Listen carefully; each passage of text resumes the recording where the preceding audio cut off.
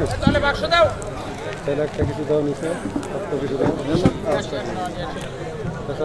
الحمد لله نحمده ونستعينه من يهده الله فلا مضل له ومن يضلل فلا هادي له وأشهد أن لا إله إلا الله وحده لا شريك له وأشهد أن محمدا عبده ورسوله أما بعد فأعوذ بالله من الشيطان الرجيم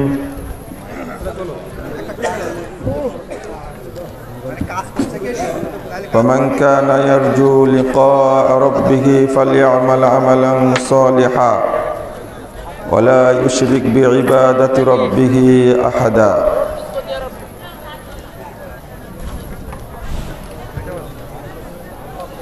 عن سالم بن سعد رضي الله عنه قال رسول الله صلى الله عليه وسلم إني فرطكم على الحوض من مر علي شرب ومن شرب لم يظمأ أبدا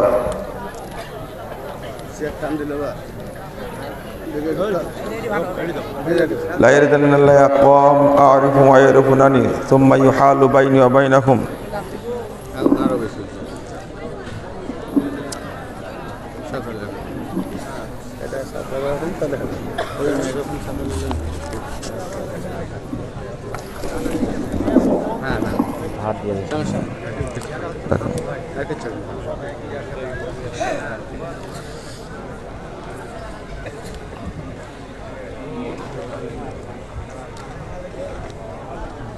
নাটোরের মহারাজপুর দাখিল মাদ্রাসা কর্তৃক আয়োজিত ইসলামী সম্মেলনের সম্মানিত সভাপতি, উপস্থিত ওলামায়ে কেরাম, অতিথিবৃন্দ, সুধী মণ্ডলী, সামনে উপবিষ্ট শ্রদ্ধেয় মুসলিম ভ্রাতৃমণ্ডলী, আমার প্রাণপ্রিয় ছাত্র ও যুবক ভাইয়েরা, পর্দার আড়ালের মা ও বোনেরা, সকলকে আন্তরিক অভিনন্দন জানাচ্ছি। আল্লাহর কাছে দোয়া করছি আল্লাহ যেন আমাদের এই মাহফিলকে কবুল করে নেন, আমিন। যারা এই মাহফিলের আয়োজন করেছেন, সময়, শ্রম, অর্থ, মেধা ব্যয় করেছেন এবং আপনারা যারা বিভিন্ন অঞ্চল থেকে এসে মাহফিলে শামিল হয়েছেন, আল্লাহ রাব্বুল আলামিন আমাদের আপনাদের সকলকে জান্নাতুল ফেরদাউসের মেহমান হিসাবে কবুল করে নিন, আমিন।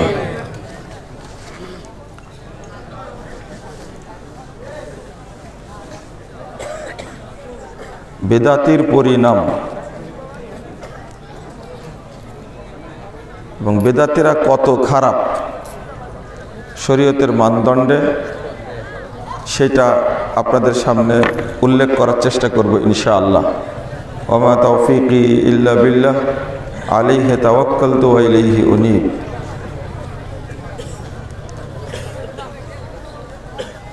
পরিবেশটা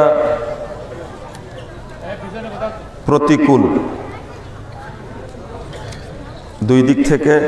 একদিক থেকে রাত গভীর হয়ে গেছে, আর আশেপাশে যে বাজার,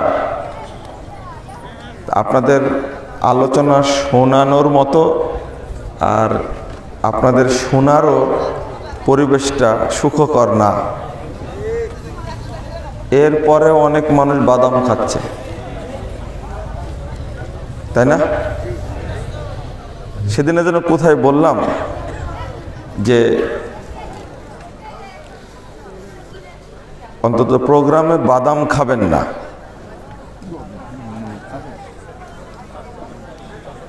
খাওয়া শেষ হয়েছে?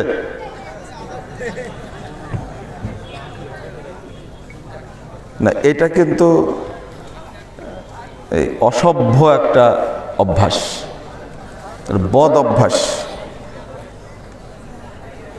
এই পরিবেশটা তৈরি করেছে এক শ্রেণীর বেলেল্লা বক্তা, কিছু বেহায়া বক্তা আছে।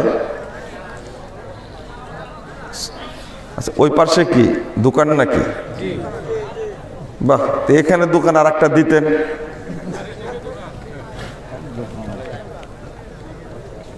কলা বিক্রিও হতো, জালসা শোনাও হতো, দুইটাই হতো। আমি তো বলি যে আমি মহারাজপুরের মানুষ, আমাকে দাওয়াত দেওয়ার কি দরকার?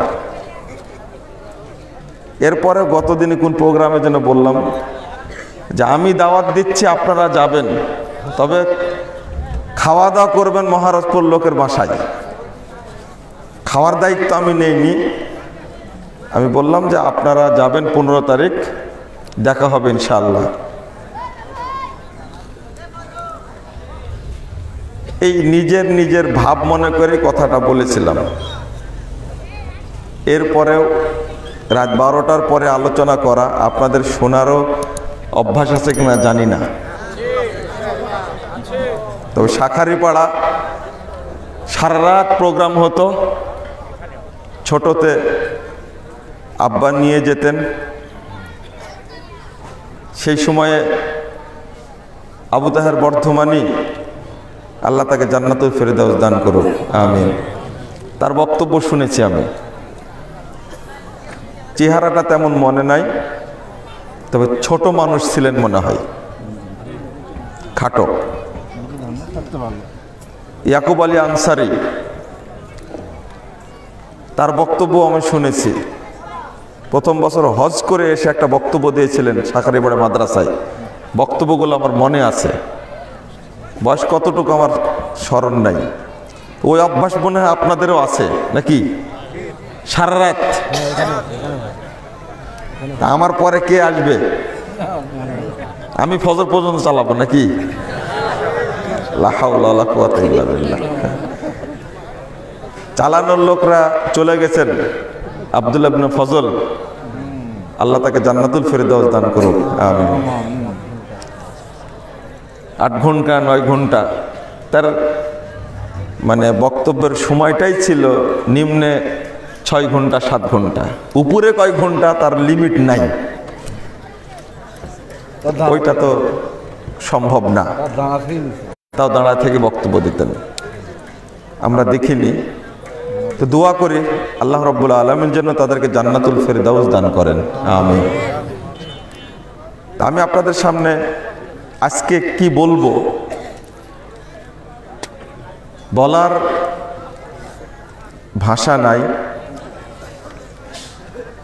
এরপরে আগে আবেদন জানাই, যারা দোকানপাটে আছেন দয়া করে তারা অল্প সময় আল্লাহকে সাদাকা দেওয়ার জন্য প্যান্ডেলে আসবেন এবং আলোচনা শোনার চেষ্টা করবেন ইনশাআল্লাহ। দোকানপাটে যারা আছেন তারা থাকবেন না এখন। এটা চরম একটা অন্যায় হয়েছে।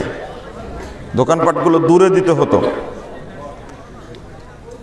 আর একটা লাভ হতো, একটু গান বাজনা করবে, ওই ধরনের বক্তা হলে জমতো ভালো।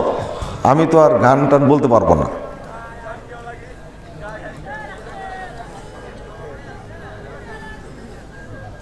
প্রথমত গতকালকেই যেটা বলছিলাম সেটাই বলিনি। বক্তব্য কি দেব, ভাষা হারায় ফেলেছি। আর মনটাও অত্যন্ত ব্যথিত, দুঃখিত। গতকালকে বিরাট একটা সম্মেলন ছিল নওগাঁতে। সে সম্মেলনে আমি স্পষ্ট ভাষায় বেশ কিছু কড়া কথা বলেছি। আপনারা সকলেই শুনেছেন, বাংলাদেশের এবং দেশের বাহিরে যারা বাংলা ভাষাভাষী দিনী ভাই ও বোনেরা আছেন। গতকাল সিলেটের ফেঞ্চুগঞ্জে আমার উস্তাদ শেখ আব্দুর রাজ্জাক বিন ইউসুফ হাফিজাহুল্লাহ তাআলা, তার উপরে যেভাবে আক্রমণ করা হয়েছে, যারা আক্রমণ করেছে তারা আমার মনে হয় মানুষ তো দূরের কথা, কুকুর, শিয়াল, বানর, শুয়োরের চেয়েও বেশি খারাপ। এদের আল্লাহ 2 পা দিয়েছে, কিন্তু 4 পায়া নিকৃষ্ট জানোয়ারের চেয়েও খারাপ এরা।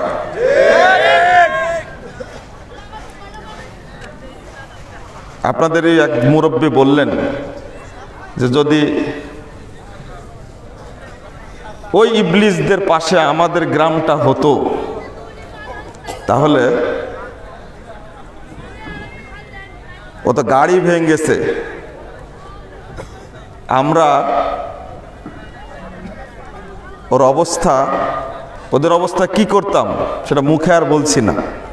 এই যে এখন শুনে মঞ্চে আসলাম, 70 বছর বয়সী একজন মানুষের মন্তব্য এটা। আমি তাদেরকে আমার এই বয়সে কাছে থাকলে টুকরা টুকরা করে ছিঁড়ে ফেলে দিতাম। ঠিক প্রত্যেকের হৃদয়ে রক্তক্ষরণ হয়েছে, এতে কোনো সন্দেহ নাই। কিন্তু এর মধ্যে কিছু আলেম নামের কুলাঙ্গার আছে, তাদের কিন্তু কিছুই হয়নি, তারা কোনো কথাও বলেনি। আমার কানে যখনই এসেছে, ঠিক সম্ভবত আধা ঘন্টা কি 1 ঘন্টার মধ্যে খবরটা আমার কাছে আসে। একজন ফোন দিয়ে জানানোর মাত্রই আমি ফোন দিয়েছি, যার আয়োজনে প্রোগ্রামটা ছিল তার সাথেও কথা বলেছি। দ্বিতীয় বক্তা মাহবুব মাদানি ছিল, ওকেও ফোন দিয়ে জিজ্ঞেস করলাম। গাড়ির মধ্যে রিপন ভাই বসেছিলেন, তাকে প্রথম ফোন দিয়েছি, আচ্ছা ঘটনা কি বলেন তো। তো উনি বললেন যে ঘটনা এই। যাক, আমি বললাম যে এই স্থানটা দ্রুত ত্যাগ করার দরকার, আপনারা চলে আসেন, সেখান থেকে থাকার দরকার নেই। এর আগেও এরকম বহু হামলা হয়েছে, কারণ আমি তার সাথে দীর্ঘদিন চলা মানুষ। 1997 সাল থেকে শুরু করে নিয়ে আজ অবধি বিভিন্ন প্রোগ্রামে তার সঙ্গে থাকি। কোন প্রোগ্রামে কি পরিস্থিতি তৈরি হয় সেটা আমি খুব ভালোভাবে বলতে পারি। যাক, আল্লাহর প্রথমত শুকরিয়া আদায় করি, গাড়ির উপর দিয়ে মুসিবত গেলেও আমাদের লোকজনকে, আমাদের উস্তাদকে আল্লাহ হেফাজত করেছেন, আলহামদুলিল্লাহ। আল্লাহ এভাবে হেফাজত করেন।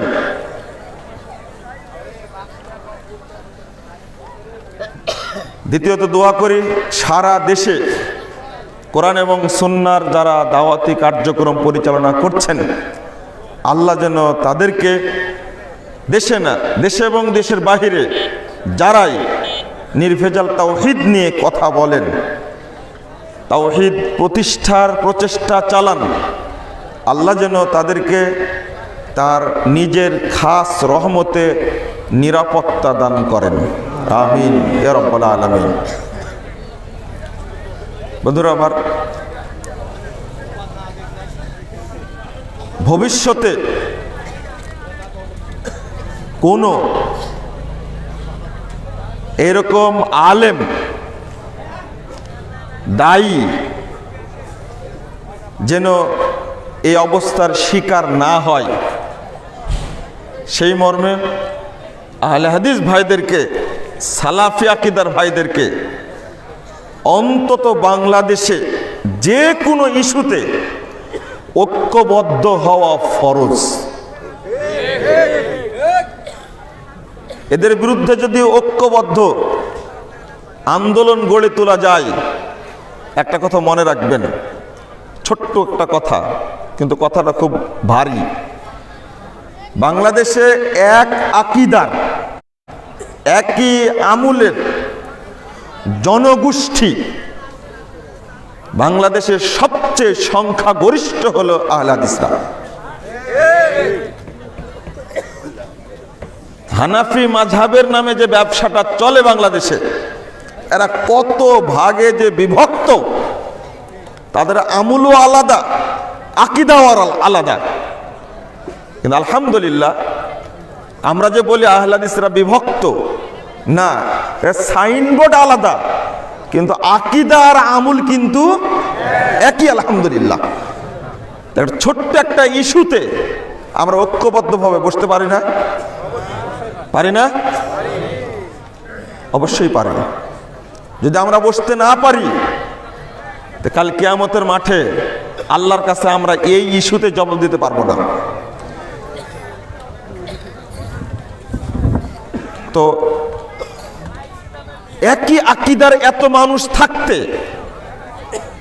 এত এমপি মন্ত্রী থাকতে, প্রশাসনে এত লোক থাকতে আমরা কেন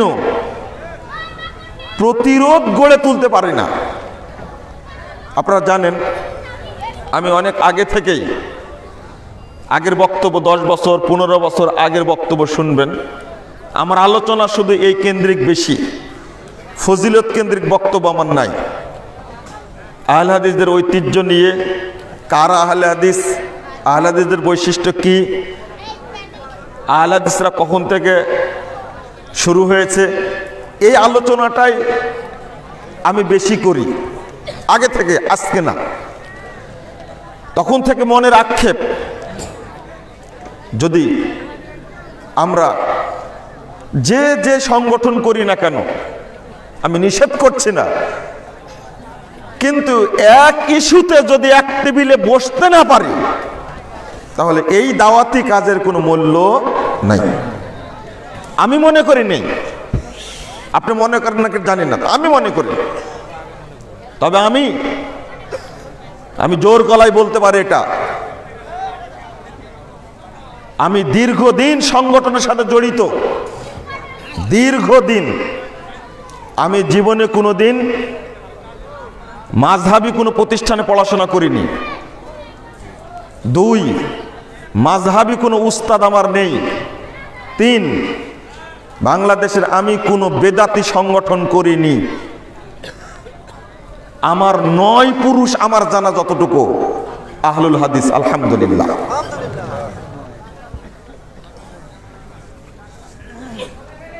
এরপরেও আমি ভেদাভেদ কখনো দেখিনি, আমার চোখ দিয়ে দেখিনি।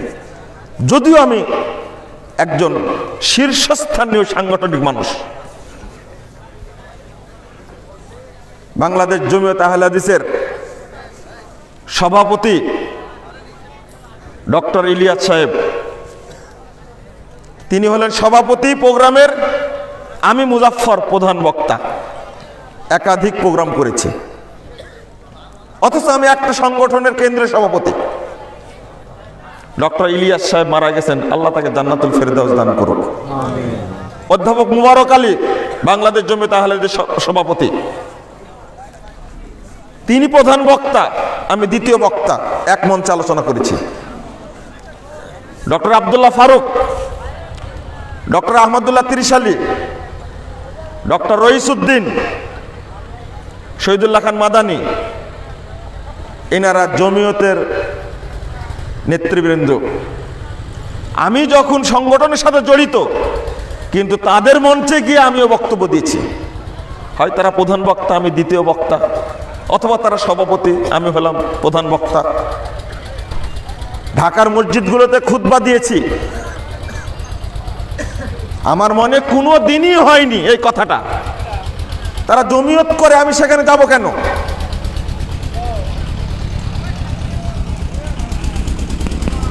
আমি দাওয়াত দেওয়ার জন্য মাঠে ছিলাম, এখনো আছি, ভবিষ্যতে থাকবো ইনশাআল্লাহ। আহলে হাদিস ভাই সে যেই হোক না কেন, আর একজন আমি বলবো কিংবদন্তি আহলে হাদিস হিসাবে প্রফেসর ডক্টর আব্দুল বারী রহিমাহুল্লাহ, আল্লাহ তাকে জান্নাতুল ফেরদাউস দান করুক। তিনি বেঁচে থাকাকালীন সেক্রেটারি ছিলেন, সহসভাপতি ছিলেন, তার মৃত্যুর পরে সভাপতি হয়েছিলেন। আমার শ্রদ্ধাভাজন শিক্ষক, রাজশাহী বিশ্ববিদ্যালয়ের সাবেক অধ্যাপক, আরবি ডিপার্টমেন্টের professor AKM Shamsul Alam sir. মানে আমি যে 7 বছর 8 বছর, অর্থাৎ 2002 সাল থেকে নিয়ে একেবারে 17 সালের 27শে আগস্ট পর্যন্ত, কতদিন হলো? আমি রাজশাহী ইউনিভার্সিটির সাথে সংযুক্ত ছিলাম, মানে আমার পিএইচডিতে সময় চলে গেছে 8 বছর। 17 সালের 27শে আগস্ট আমার আলহামদুলিল্লাহ ডিগ্রিটার রেজাল্ট হয়েছে। এই জন্যই বললাম, রেজাল্ট যখন হয়ে গেছে তখন আর আমি বিশ্ববিদ্যালয়ের ছাত্র না। কথাটা কেন বলছি? আলহামদুলিল্লাহ তিনি পড়াচ্ছেন, আমি মাস্টার্সের ছাত্র, অনার্সের ছাত্র। তিনি একটা সংগঠনের কেন্দ্রীয় সভাপতি, আর আমি আর একটি সংগঠনের কেন্দ্রীয় সভাপতি। তো আমি তার প্রতি কৃতজ্ঞ।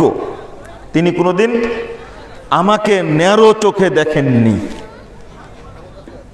যদি এই কথাটা না বলি তাহলে আমি অকৃতজ্ঞ, আল্লাহর কাছে ধরা খাবো। কথা চলে আসলো তাই বললাম। কোনোদিন বাঁকা চোখে দেখেননি। বাড়িতে গেছি, আপ্যায়ন করেছেন, সময় দিয়েছেন। তার ছেলে যিনি ইফতেখার আল মাসুদ, তিনি আরো অমায়িক আলহামদুলিল্লাহ। অথচ জানেন, তবে একটা রেকর্ড করেছিলাম আমি, সেটা কাউকে না জানিয়ে। আমি তখন সংগঠনের কেন্দ্রীয় সেক্রেটারি। রাজশাহী বিশ্ববিদ্যালয় থেকে মাসুদ স্যার, আলম স্যারের ছেলে, তিনিও শিক্ষক, যখন মরক্কো গেলেন তখন আহলে হাদিস যুব সংঘ, জমিয়তে সুববানে আহলে হাদিস, এই 2 সংগঠন একত্রিত হয়ে আমরা আমাদের স্যারকে রাজশাহী বিশ্ববিদ্যালয়ে সংবর্ধনা দিয়ে তাকে আমরা বিদায় দিয়েছিলাম। এটা ভাইরাল হয়ে গেল। পরের দিন আমাকে জিজ্ঞেস করা হলো যে তুমি এই কাজটা করলে, একটুকু জানালে না? আমি বললাম যে আমরা জানাতে চাইনি। কেন? জানাতে চাইলে আপনারা মুরব্বী, নানান ধরনের পরামর্শ আসতো, ওই অবস্থায় অবশেষে এটা হতোই না। এজন্য পরামর্শ করিনি, করার পরে আপনারা জানেন এটা চেয়েছিলাম যে আমরা একসঙ্গে বসতে পারি। আলহামদুলিল্লাহ এই রকেটটা রাজশাহী বিশ্ববিদ্যালয়ে করেছিলাম আলহামদুলিল্লাহ, এবং আমাদের নেতৃত্বে সে সময় হয়েছিল। কেন? আমার রক্তে আহলে হাদিস, আমি মানহাজে আহলে হাদিস। 2-4টা ত্রুটি মাসালাগত সমস্যা থাকতেই পারে, তার অর্থ পরস্পরকে নিন্দা করা, গালি দেওয়া, এই স্বভাব, এই অভ্যাস কোনোদিনই ছিল না, এখনো নাই, ভবিষ্যতে থাকবে না ইনশাআল্লাহ। বললে একান্তই কানে মুখে বলার চেষ্টা করব, ওপেন ফিল্ডে এসে বলার চুলকানি আমার নাই। কথাগুলো বললাম কেন? আপনারা নজির সৃষ্টি করুন। যে যে সংগঠনই করেন না কেন, পরস্পর সংগঠনের মঞ্চে গিয়ে হাজির হন। এই নজির যেদিন সৃষ্টি করতে পারবেন, সেই দিন আল্লাহর কাছে জবাব দিতে পারবেন। তার আগে পারা মুশকিল আছে। দ্বিতীয় কথা, তুমি কোন ইসলামের অনুসারী, তুমি কোথায় পড়াশোনা করেছো? হয় পড়াশোনা করেছো দারুল উলুম দেওবন্দে, নয়তো পড়াশোনা করেছো আজহার বিশ্ববিদ্যালয়ে, নয়তো পড়াশোনা করেছো হাটহাজারিতে, নয়তো পড়াশোনা করেছো দেওবন্দি মানহাজের কোনো মাদ্রাসায়, অথবা বেরলভি কোনো মানহাজের মাদ্রাসায়। কিন্তু তোমার কোন শয়তান তোমাকে শিক্ষা দান করেছে যে আলেমের গায়ে হাত তুলতে হবে? তোমরা কি মানুষ না জানোয়া? একজন শীর্ষস্থানীয় আলেমের গায়ে হাত তোলার জন্য গাড়ি যেভাবে ভাঙচুর করেছো, তোমরা শয়তানের চেয়েও জঘন্য, মানুষ তো দূরের কথা। তোমরা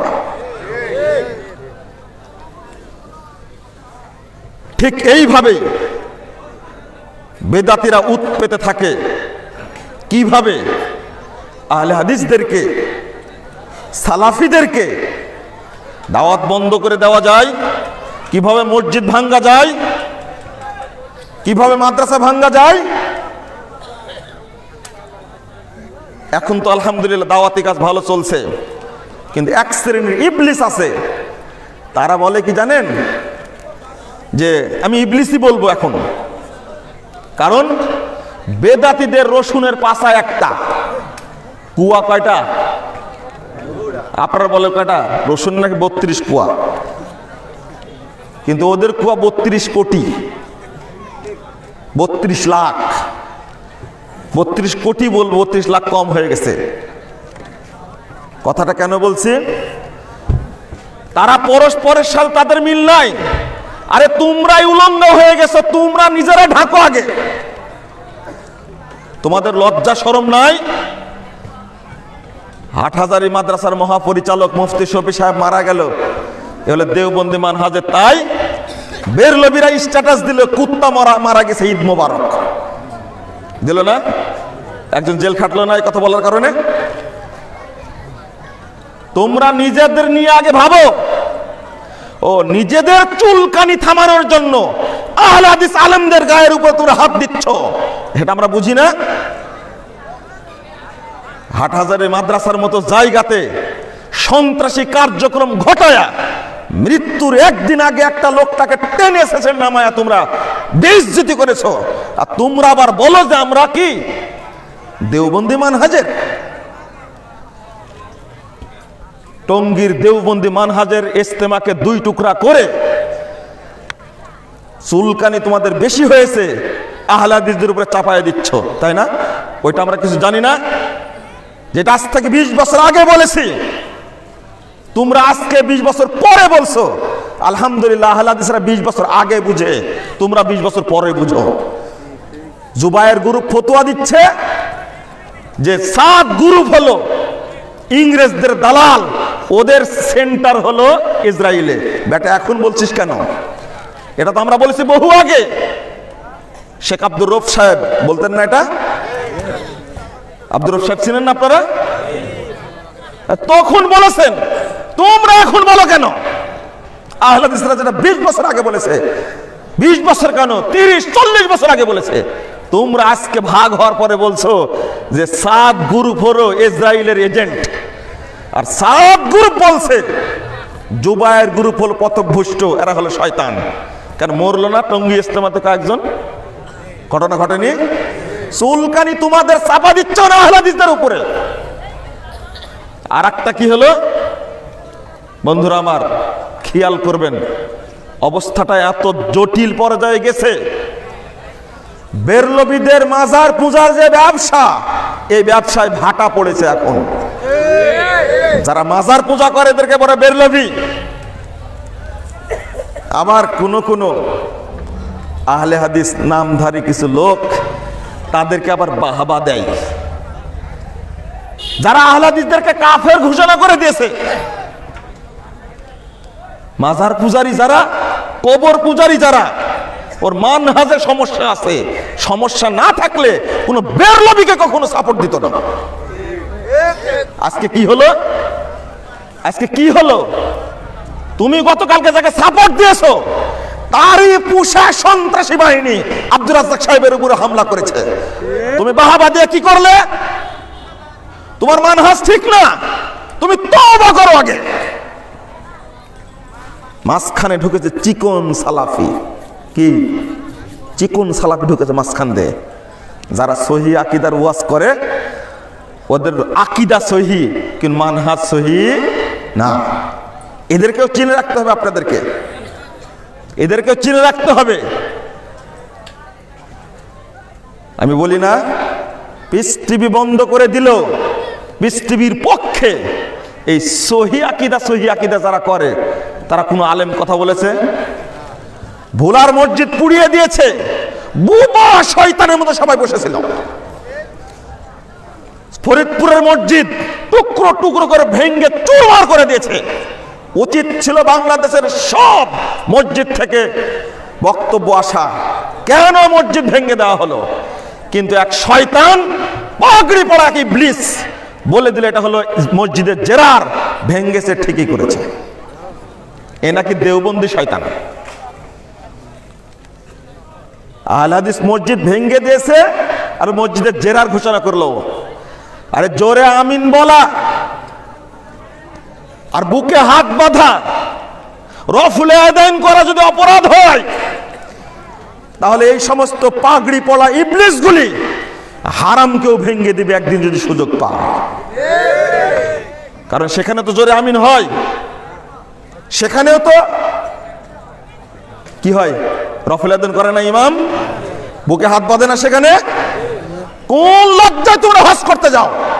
কোন লজ্জায় তোমরা মসজিদ নববীতে যাও? তোমাদের হায়া নাই, লজ্জা নাই? সিলেটের তাকওয়া মসজিদ ভাঙ্গার জন্য দলে দলে মিছিল করতে বেড়ে হও। কারা এরা? এরা বেরোলবি না, ওদের সাথে যোগ দিল কারা? দেওবন্দিরা। শুধু দেওবন্দি। ব্রাহ্মণবাড়িয়ার মসজিদটা নিয়ে এত হিট করলাম, এত ফাইট করলাম, আলহামদুলিল্লাহ এখন শান্ত। আপনাদের কাছে ফোন আসে না, টেলিফোন আসে না। মার খেতে হয় আমাদেরকেই, জেল খাটতে হয় আমাদেরকেই, মানুষ ডিস্টার্ব করে আমাদেরকেই।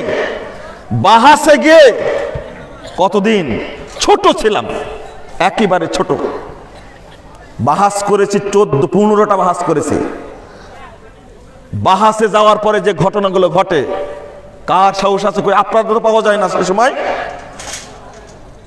কিছু বন্ধু তারা আমাদেরকে মনে হয় যে আল্লাহর পক্ষ থেকে সেনাবাহিনী পাঠানো হয়েছে, তাদেরকে জীবন বাঁচিয়ে রেখে তারা সামনে চলে আসে। আলহামদুলিল্লাহ, তারা মাস্তান নিয়ে হাজির হয়। যশোরের বাহাসে গেলাম না, 94টি মসজিদে ঘোষণা করেছে আগামীকালকে বাহাস, অমুক তারিখে বাহাস। এই বাহাসে শুক্রবারে বাহাসে অংশগ্রহণ করতে হবে। লা হাওলা ওয়ালা কুওয়াতা ইল্লা বিল্লাহ। শুক্রবার না শনিবার ছিল সম্ভবত। সে একই দিনে 3টা প্রোগ্রাম, বাহাসে অংশগ্রহণ করলাম। জানেন অবস্থাটা কি? আল্লাহর পক্ষ থেকে কিভাবে সাহায্য আসলো। অন্তত 1.5 লক্ষ মানুষের সমাবেশ করেছে। আহলে হাদিসরা গুটি কয়েক মানুষ চারদিকে ঘিরে রাখছে। কোন বান্দা যে প্রশাসনে ছিল আল্লাহ ভালো জানে। 2-3 গাড়ি র্যাব এসে একবারে পিটায় সব ছত্রভঙ্গ করে দিল। তারপরে বাহাস সুষ্ঠুভাবে হলো না, তো বাহাস না, শুধু কথা হয়ে বেরিয়ে চলে আসতে পারলাম। আলহামদুলিল্লাহ। আপনারা তো ফেস করেননি, কারা ফেস করলো? টার্গেট মুজাফফর বিন মুহসিন আসছে, এই জাল হাদিসের কবল রাসূল সাল্লাল্লাহু আলাইহি ওয়াসাল্লামের সালাত দ্বারা গোটা দেশকে পথভ্রষ্ট করেছে, টার্গেট নিয়ে আসছে। কিন্তু আলহামদুলিল্লাহ আমি ভাবিনি জিনিসটা, ওরা উৎপেতে ছিল, যে কোনো সময় ধরে নিয়ে খামচা দিয়ে ধরে নিয়ে চলে যাবে পরিকল্পনা ছিল। আমি খেয়ালই করিনি এটা। আমার সাথে আলহামদুলিল্লাহ প্রায় 40 থেকে 35 জন যুবক সব সময় 2 সাইডে। আরে সালাত পশ্চিম মসজিদের মধ্যে তখনও ব্যারিকেড দিয়ে রাখছে, উজু করতে গেছে তখনও ব্যারিকেড দিয়ে রাখছে। আমি কিন্তু বুঝতে পারিনি, তখন মাথায় এটা আসেনি। পরে যখন বেরিয়ে আসলাম তখন তাদের পরিকল্পনা ছিল আপনাকে ছু মেরে নিয়ে ওরা অপদস্থ করবে। আমরা যেটা আমরা জানি না, আমি এটা সরল মনে নিয়েছি। ভাবতে পারবেন না তারা হলো সন্ত্রাসী পুষে আহলে হাদিসদের কিভাবে অপমান করতে হয় সে অপেক্ষায় থাকে। ওই ফেস কে মোকাবেলা করবে? ব্রাহ্মণবাড়িয়া গেছেন ডক্টর মুসলিউদ্দিন সাহেব, আকরামুজ্জামান সাহেব গেছে, ছোট ভাই আমার ছোট ভাই মোকাররম গেছে। আমি তখন খুব অসুস্থ, আমি যেতে পারিনি। কি অবস্থা করলো? সব সন্ত্রাসী হাজির করেছে। সেম কিশোরগঞ্জে তাই করেছে, মসজিদ ভেঙে দিবে তারা। শক্তি পায় কোথায়? তার আগের জুমায় খুতবা দিছে, কে বেরলবি, কে দেওবন্দি, কেউ জামাতি, কে তাবলিগি, আর কে চরমুনাই, কে আটরশি, কে ফুরফুরা, কে কুতুববাগি, কে দেওয়ানবাগি, কে ফুলতলি, সবগুলোর পাশা তখন এক জায়গায় হয়ে যায়। তারা পরস্পরে কিন্তু বিচ্ছিন্ন। আহলে হাদিস মসজিদ ভাঙ্গার ক্ষেত্রে সবাই কি এক? তা আহলে হাদিস ভাইরা আহলে হাদিস মসজিদ সংরক্ষণ করার জন্য, হেফাজত করার জন্য তারা কি ঐক্যবদ্ধ হতে পারে না? তাদের একজনের ফতোয়ার সাথে আর একজনের ফতোয়া কি মিল আছে? এক পীরের ফতোয়া আর এক পীরের সাথে মিল আছে? আর আমাদের কত মিল, কয়টা ফতুয়ায় মাত্র বিভক্তি তৈরি করে রাখছে, 2 আজান আর মুনাজাত, তাও তো ঘোড়ার ডিম এখন নাই, উঠে যায় অনেক জায়গা থেকে। এটা কোনো ইখতিলাফ হলো? এটা তেমন বড় কিছু বিষয় না। এরপরে আমরা ঐক্যবদ্ধ হতে পারবো না? বন্ধুরা আমার, আলেমরা না বুঝলেও, নেতারা না বুঝলেও আপনারা তো বুঝেন নাকি? বুঝেন না আপনারা? কষ্ট পাননি? কালকের হামলায় কষ্ট পাননি? ঠাকুরগাঁয় গেছি, আমি মঞ্চে বসে আছি, বক্তব্য শেষ, কেউ নাই সেখানে। বক্তব্য শেষ, শুধু বলেছে 20 রাকাত তারাবির হাদিস জাল, বলা মাত্রই এই যে আক্রমণ শুরু হলো, সাথে সাথে উস্তাদজিকে ধরে নিয়ে 4-5 জন লোক তুলে নিয়ে পিছন দিক দিয়ে কোন রকম ঘরের মধ্যে ঢুকেছে। আর এই যে চলছে মারপিট, আমরা কথাগুলো মিডিয়ায় বলতে চাই না, বিশেষ করে আমি কোথায় কি ঘটছে সেটা বলি না, আমি বলতে চাই না। বক্তব্য দিচ্ছি, বাহির থেকে একটা ইট মেরেছে, এত বড় ইটটা একবারে মঞ্চে বসে বক্তব্য দিচ্ছে, একবার মঞ্চ বরাবরই মারছে। আল্লাহর কি অশেষ রহমত, লাগলো, তবে এই সাইডটাতে লাগলো, লেগে কেটে গেল। পরে দেখলাম যে রক্ত বের হয়েছে, কাউকে জানতে দিলাম না, প্রোগ্রাম শেষ করে তারপর উঠে গেছে। কুমিল্লায় প্রোগ্রাম করে বেরিয়ে আসছি, পিছন দিক থেকে আমার ড্রাইভার সাক্ষী, এত জোরে একটা বাড়ি মারছে, মূলত গ্লাসের উপর মারতে চেয়েছিল, বাড়িটা গ্লাসের উপরে না লেগে আপনার নিচে লেগে ব্যাগডালাটা ভেঙে গেল গাড়ির। আমরা দ্রুত চলে আসলাম, সামনে এসে বললাম কি অবস্থা, আর রাস্তাঘাটে কি ঘটে সেগুলো বলার দরকার নাই, সেগুলো বলছি না। যেটা নারায়ণগঞ্জে গেলাম, যেভাবে সেদিন আক্রমণটা করেছিল, আলহামদুলিল্লাহ আমার সাথে ড্রাইভার ছিল, ড্রাইভারকে জিজ্ঞেস করেন, একটা বড় একটা প্রোগ্রামে আমাকে প্রধান অতিথি হিসাবে নিয়ে গেছে, সেখানে গিয়াসউদ্দিন কলেজ, রাস্তা চিপা, রাস্তা ঘিরে ধরেছে, বেদাতিরা কত খারাপের খারাপ। আমি যে এমনি বলি, যারা হলো ইবলিস শয়তানের এজেন্ট, ঢুকছি, ওই রাস্তায় দাঁড়িয়ে আছে, তাদের নেতৃত্ব দিচ্ছে হলো ফরাজি, চিনেন তো? নেতৃত্ব দিচ্ছে, আমি ওকে চিনি না, সেদিন যশোরের বাহাসে চিনেছি, আমি চিনি না, আমি তো ওই ভিডিও টিডিও তো দেখি না। যাচ্ছি, গাড়িতে যে থাপলানি শুরু করলো, আমি ড্রাইভারকে বললাম তুমি দ্রুত এগিয়ে যাও, হর্ন দাও, এগিয়ে যাও। দ্রুত এগিয়ে গেল, আলহামদুলিল্লাহ সেদিন প্রাণে বেঁচে গেলাম। 2-3 জন, ওরা চেয়েছিল ওখান থেকে খুলে আমাদের উপরে শুরু করবে আক্রমণ, প্রোগ্রামে যেতে দিবে না, আল্লাহ হেফাজত করেছে আলহামদুলিল্লাহ। পরে ভিতরে ঢুকলাম, সাবেক এমপি তো, তার লোকগুলো দিয়ে ওদেরকে ছত্রভঙ্গ করে দিল।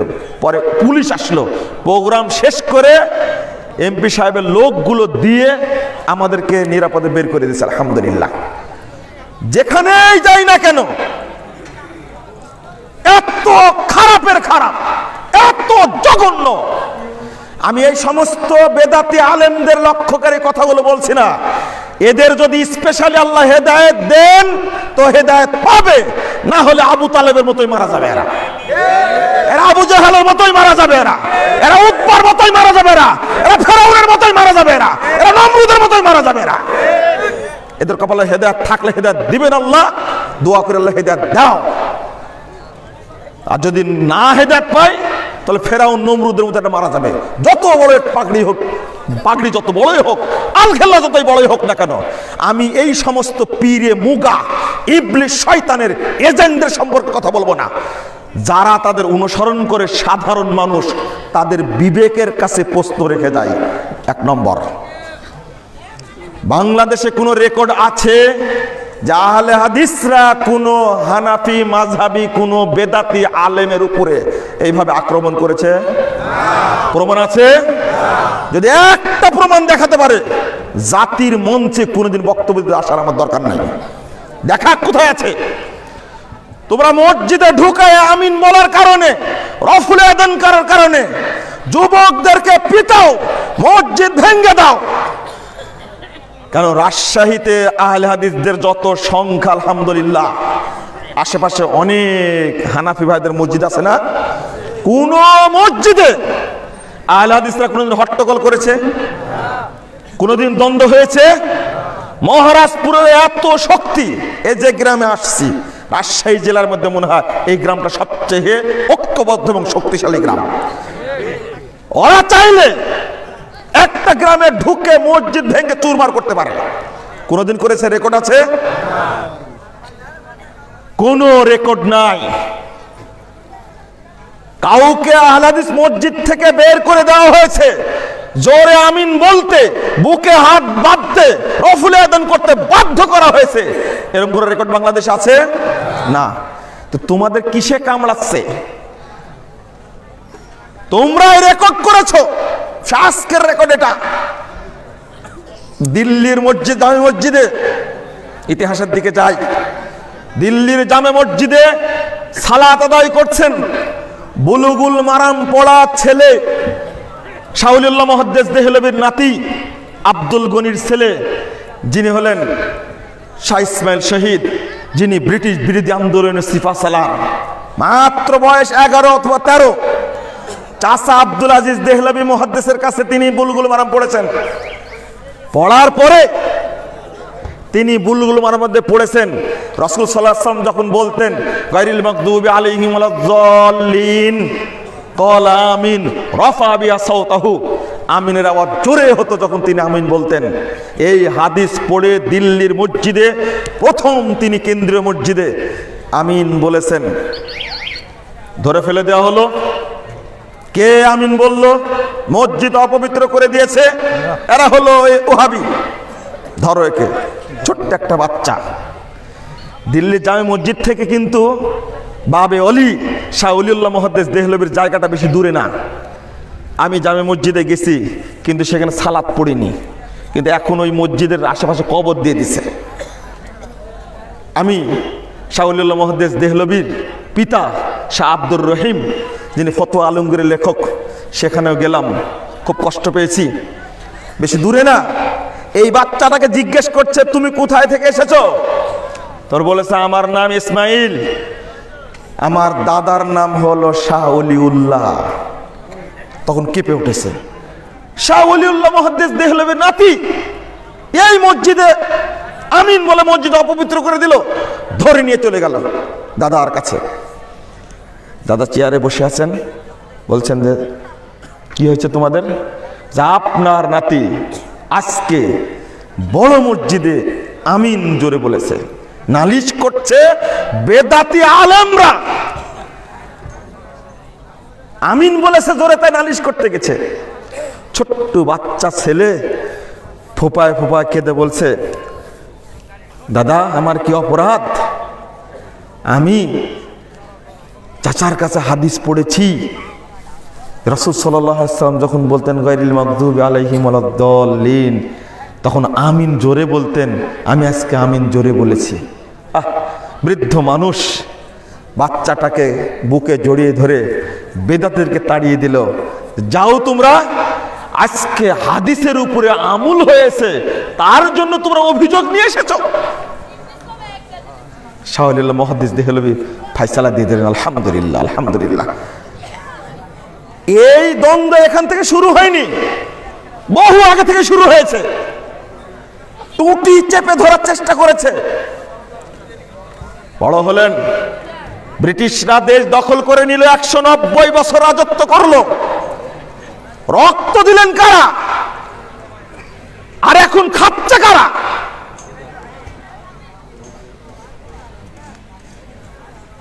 পীর ফকিরের জাত বংশধর, বেদাতের বংশধর, আবু জাহেলের বংশধর যারা, তারা আজকে রাষ্ট্রের স্থানে স্থানে বসে থেকে খুদকুড়ো খাচ্ছে, মুরিদদের নজর খাচ্ছে। ওরাই ফতোয়া দিয়েছিল ইংরেজদের বিরুদ্ধে যুদ্ধ করা যাবে না।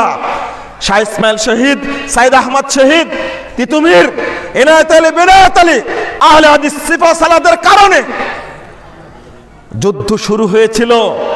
তারা বলেছিলেন আল্লাহ যুদ্ধকে ফরজ করেছেন এই সমস্ত শয়তানদের বিরুদ্ধে যুদ্ধ করার জন্য, যারা এদেশের সম্পদ লুটপাট করে নিয়ে যাচ্ছে ব্রিটিশরা, যারা এদেশের মা বোনদের ইজ্জতকে নষ্ট করছে, ধর্ষণ করছে, মেরে ফেলে দিচ্ছে, মুসলিমদের অধিকারকে ক্ষুণ্ণ করছে, আর এরা বলছে এদের বিরুদ্ধে যুদ্ধ করা যাবে না। এরা হলো ইংরেজদের একটা টাটকা এজেন্ট, পাকা এজেন্ট ছিল সেই সময়। কিন্তু আহলে হাদিস ভাইরা সেই সময় সংগ্রাম করে সংখ্যায় কম হলেও তাওহীদের বরকতে আল্লাহ আহলে হাদিসদেরকে বিজয় দান করেছেন, আলহামদুলিল্লাহ। বেটা তোমাকে যদি বলি 5 জন ব্রিটিশ বিরোধী আন্দোলন নেতার নাম বলো, কোন বেদাতি নেতার নাম আসবে না, কোন মাজার পূজারীর নাম আসবে না। নাম আসলে কার নাম আসবে? নাম আসলে 1 নম্বর আসবে শাহ ইসমাইল শহীদ। আমি বেদাতি কাঠখুট্টাদের উদ্দেশ্যে বলছি না, আমি সাধারণ জনগণকে বলছি, প্রশাসনের লোককে বলছি, গোয়েন্দাদেরকে বলছি, শিক্ষিত মানুষদেরকে বলছি। আগে ইতিহাস জানুন। শাহ ইসমাইল শহীদ ব্রিটিশ বিরোধী আন্দোলনের সিপাহসালার। সৈয়দ আহমদ শহীদ তিনি হলেন জামাতুল মুজাহিদিনের আমির, আর প্রধান সেনাপতি হলেন শাহ ইসমাইল শহীদ। শাহ ইসমাইল শহীদের প্রথম লেখা বই তাকবিয়াতুল ঈমান, পরবর্তীতে অনুবাদ হয়েছে রিসালাতুত তাওহীদ, তাওহীদের বার্তা। তিনি পরিষ্কার করে দিয়েছেন তাওহীদ কোনটা, শিরিক কোনটা, তাকবিয়াতুল ঈমানের মধ্যে। আর একটা বই তার তানবীরুল আইনাইন ফি ইসবাত রাফিল ইয়াদাইন, অর্থাৎ রফুল ইয়াদাইনের যতগুলো হাদিস সালাতে রফুল ইয়াদাইন করতে হয়, যতগুলো হাদিস সব তিনি গ্রন্থের মধ্যে উল্লেখ করেছেন।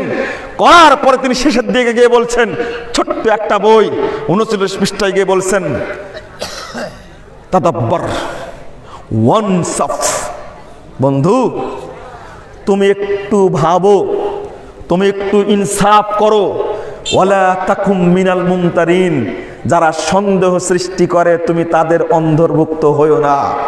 ওয়া আউযু বিল্লাহি আন আকুনা মিনাল মুতাআসসিবিন, আমি আল্লাহর কাছে ক্ষমা প্রার্থনা করছি, আশ্রয় চাচ্ছি, আল্লাহ যেন আমাকে কোনো মাযহাবের গোলামির অন্তর্ভুক্ত না করেন। আল্লাহু আকবার। কার ভাষ্যটা বললাম? শাহ ইসমাইল শহীদ, যিনি রফুল ইয়াদাইনের পক্ষে বই লেখেন, তিনি কখনো বেদাতি হতে পারেন না। আহলে হাদিসদের অন্যতম একটা বৈশিষ্ট্য হলো সালাত তারা রফুল ইয়াদাইন করে। তিনি রফুল ইয়াদাইনের পক্ষে বই লিখেছেন। বেলায়েত আলীকে, এনায়েত আলীকে, ও যাদের নাম 5 জন নাম বলতে বললে, এই সমস্ত লোকের নাম না বললে, এদের বিরুদ্ধে ফতোয়া দিয়েছিল সেই সময়ের হলে ওয়াহাবি সৈয়দ নেসার আলী তিতুমির, বাঁশের কেল্লা তৈরি করে যে রেকর্ড সৃষ্টি করেছে, ব্রিটিশদের আতঙ্ক ছিল। বন্ধুরা আমার, ইতিহাসের দিকে যেতে হলে এত কষ্ট লাগে। ব্রিটিশদের বিরুদ্ধে সংগ্রাম করতে গিয়ে আহলে হাদিসরা বাড়ি ছাড়া হয়েছে, ঘর ছাড়া হয়েছে, ফাঁসির কাষ্ঠে ঝুলেছে। আজকে তুমি ফতোয়া দাও, আমিন জোরে বললেও চলে, আস্তে বললেও চলে। আরে আমিন বলা যে সুন্নাত, জোরে আমিন বলা যে সুন্নাত, আহলে হাদিসরা না থাকলে এটা মানুষ জানতেই পেত না। একবার আমিন বলার কারণে টানা 1 বছর জেল খাটছেন সৈয়দ নাজির হোসেন দেহলভী। তুমি কয়দিন জেল খেটেছো? তুমি তো গরুর গোশত খাও খুব মজা করে, বেশি করে দেন গরুর গোশত, গরু কুরবানি করো। তুমি বলো দেখি, গরু কুরবানি প্রথম কে শুরু করেছে? সেই ইতিহাস তুমি জানো? খালি গরুর গোশত খেতে পারো? আহলে হাদিসরা যেভাবে সংগ্রাম করেছে, আজকে বন্ধুরা আমার ওইদিকে যাচ্ছি না। রাসূলুল্লাহ সাল্লাল্লাহু আলাইহি ওয়াসাল্লামের সুন্নাতকে রক্ষা করার জন্য, আর একদিকে ব্রিটিশদের বিরুদ্ধে আন্দোলন করার জন্য তারা ধন সম্পদ সব কিছু শেষ করে দিয়েছে। বালাকোটের ইতিহাস তারাই তৈরি করেছে, আহলে হাদিসরাই তৈরি করেছে। 370 জন মুজাহিদকে একই দিনে হত্যা করা হয়। এই আকালি জাত মুসলমান হওয়ার সত্ত্বেও প্রতারণা করে তাদেরকে মেরে ফেলা দেওয়া হয়। আমি জানি না কালকে কোনো ঘপটি মেরে থাকা কোনো প্রতারক ছিল কিনা ওই জায়গায়, নাহলে জায়গাটা আমি যতটুকু শুনেছি ওখানকার আয়োজক যিনি ছিলেন সাখাওয়াত হোসেন শামীম, তার সাথে কথা বলেছি। তিনি বলছেন যে এমনটা হওয়ার কোনো প্রশ্নই ছিল না, এটা কোনো গোপন সূত্রে এই কাজটা করেছে কিনা। ঠিক একই ঘটনা ঘটিয়েছিল 1831 সালের 5ই মে শুক্রবারের সালাতের আগ মুহূর্তে এইভাবে অতর্কিত হামলা করে একই দিনে শাহ ইসমাইল শহীদ, সাইদ আহমদ শহীদ ওই দিনই তারা পৃথিবীর বুক থেকে বিদায় নেয়। ইতিহাস এত করুণ, এত করুণ। এই দুইজন মানুষের লাশ পৃথিবীবাসী দেখেনি। আমি দিল্লিতে যখন গেলাম, লেখা আছে শাহ ওলিউল্লাহ মুহাদ্দিস দেহলভির কবর, তার ছেলে শাহ আব্দুল আজিজের কবর, তার ছেলে আব্দুল গনির কবর, 5 ছেলের কবর আছে, কিন্তু ওখানে শাহ ইসমাইল শহীদের কবর নাই। দোয়া করতে গিয়ে নিজেকে ধরে রাখতে পারলাম না। কিভাবে মারলো তাকে? ইতিহাস তো ইতিহাস থেকে গেছে। ওরা ইংরেজরা করলো ঠিক তিতুমিরকে যেভাবে মারছে, একটু বলিনি, একটু না বললে হবে না। এই বক্তব্যগুলো দিতাম আজকে 15 বছর 16 বছর আগে, এখন এই বক্তব্য দেওয়া হয় না। যখন মেরে ফেলে দেওয়া হচ্ছে, মেরে ফেলার পরে কবর যেন না হয়, কবর থাকলেই কবর দেখেই তারা এক সময় মানে গর্জে উঠবে, এটাই শাহ ইসমাইলের কবর, গর্জে উঠবে। কবরের চিহ্ন না রাখার জন্য লাশটাকে টুকরো টুকরো করে কেটে মাথাটা আলাদা করে কাক নদীতে ফেলে দেওয়া হলো।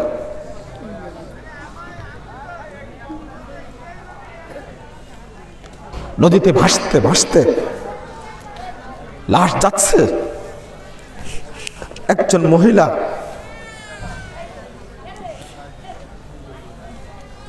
নদীতে পানি নিয়ে আসতে গিয়ে দেখছে মাথা ভেসে আসছে, উঁচু করে দেখে যাদেরকে আমরা ব্রিটিশদের বিরুদ্ধে যুদ্ধে পাঠিয়েছি, সে আমাদের নেতা শাহ ইসমাইল শহীদের এই মাথাটা নিয়ে হাঁড়িটা ফেলে রেখে মাথাটা নিয়ে দৌড় দিয়েছে। দৌড় দিয়ে নিয়ে এসে সংবাদ দিল, যাদেরকে আমরা পাঠিয়েছি যুদ্ধে তারা কেউ বেঁচে নাই, হয়তো বা সবাই মারা গেছে। এই যে শাহ ইসমাইলের মাথা, ওই মাথাটাকে কবর দিয়েছে। হাত পাওয়া যায়নি, পা পাওয়া যায়নি, বডি পাওয়া যায়নি, টুকরো টুকরো করে কেটে ফেলে দিয়েছে। এত বড় নির্মম ইতিহাস। যারা বীর মুজাহিদ, তাদের অস্তিত্ব পৃথিবীতে রাখতে চায়নি, এভাবেই তারা টুকরো টুকরো করে হত্যা করে নদীতে ভাসিয়ে দিয়েছে। এই ইতিহাস আজকের না, বহু আগের। খুবাইব রাদিয়াল্লাহু আনহুর কথাটা মনে পড়ে গেল। সহিহ বুখারীর 559 পৃষ্ঠায় খুলে দেখবেন, 2য় খণ্ডের মধ্যে এসেছে। খুবাইব রাদিয়াল্লাহু আনহুকে যখন ফাঁসির কাষ্ঠে ঝুলিয়ে মেরে ফেলা হবে, তখন বলল যে আগে বেঁধে রাখা হয়েছিল, খেতে দেওয়া হয়নি, মাঠের মধ্যে রেখে দেওয়া হয়েছে বেঁধে, না খেয়ে যেন মারা যায়। শেষে কি হলো? পরে দেখতে গেল যে বেঁচে আছে না মারা গেছে, পানি দেয়নি বহুদিন থেকে, খাবার দেয়নি, মেরে গেছে। যে দেখছে খুবাইব রাদিয়াল্লাহু আনহুর চেহারাটা আরো সুন্দর হয়েছে। জিজ্ঞেস করলো কিভাবে হলো? এই সমস্ত ফলের খোসা পড়ে আছে, কোথায় থেকে পেলে এগুলো? খুবাইব রাদিয়াল্লাহু আনহু জবাব দিলেন, হাযা মিন ইনদিল্লাহ, এটা এসেছে আমার আল্লাহর পক্ষ থেকে। নিত্য নতুন ফল খেয়ে, রস খেয়ে শরীরটা ভালো হয়েছে। পরে বললে কে আর রাখা যাবে না। যখন ফাঁসিতে চড়ানো হবে, খুবাইব রাদিয়াল্লাহু আনহুকে শর্ত দিল, তুমি যদি মুহাম্মদের দ্বীন ত্যাগ করো তাহলে তোমাকে ছেড়ে দিব। একজন নাই, দুইজন নাই, বেশ কিছু সাহাবীকে একদিনে তার চোখের সামনে, খুব সুন্দর কারি ছিলেন, এত সুন্দর তেলাওয়াত করতে জানতেন। রাসূল সাল্লাল্লাহু আলাইহি ওয়াসাল্লাম গায়েব জানতেন না, তাই পাঠিয়েছেন কোরআন শিক্ষা দেওয়ার জন্য। ওরা গাদ্দারি করে এই কাজটা করলো। চোখের সামনে খুবাইব রাদিয়াল্লাহু আনহুকে বেঁধে রেখেছে, তার চোখের সামনে মারার আগে হাত কেটে নিল, পা কেটে নিল, চোখ তুলে নিল, নাক কেটে নিল, কান কেটে নিল, টুকরো টুকরো করার পরে জবে করে হত্যা করল। একটা একটার পর একটা সবাইকে মেরে ফেলে দিল। খুবাইব রাদিয়াল্লাহু আনহু আটক থাকার পরেও শেষ মুহূর্তে যখন প্রস্তাব দিল, তখন তিনি বলছেন, লাস্তু উবালিহিন আউক্তাল মুসলিমান আলা ইয়াজাম্মিন কানা ফিল্লাহি মাসরাহি ওয়া যালিকা ফি যাতিল্লাহি ইয়াশা ইউবারিক ফি আওসালি ফি কুল্লি শিলবিল মুয়াজ্জারি। শুনে রাখো, লাস্তু উবালিহিন আউক্তাল মুসলিমান, আমি যখন একজন মুসলিম হয়ে নিহত হই, আমাকে যদি হত্যা করা হয়, আমি কোনো কিছুকেই পরোয়া করি না।